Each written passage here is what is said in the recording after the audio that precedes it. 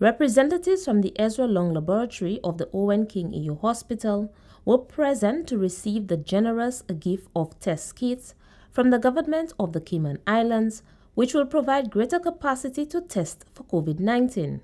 Director of the Ezra Long Lab, Dr. Wayne Felicien, expressed gratitude for the contribution and also highlighted the support the government of St. Lucia provided to the Cayman Islands.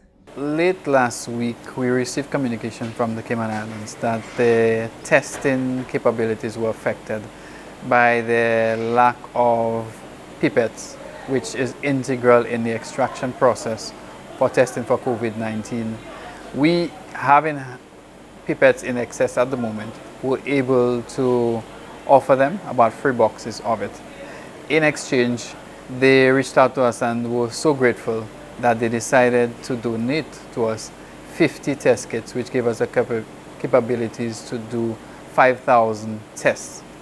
Dr. Felicien also expressed hope the test kits will strengthen St. Lucia's capability to expand testing in the communities. Well, it actually doubles our existing capabilities to test. Prior to that, we had about 7,280 tests available, and with that, it's gone up to about almost 13,000. So that gives us greater capacity to do mass testing, which is something that the Epidemiological Department and Ministry of Health have been trying to task us with. The Ministry of Health and Wellness appeals to St. Lucians who are feeling unwell with symptoms of a dry cough, fever, sore throat, and shortness of breath to visit any of the 5 respiratory clinics island-wide. St. Lucia has recorded a total of 18 cases of COVID-19, 15 of whom have recovered, and 3 in hospital care.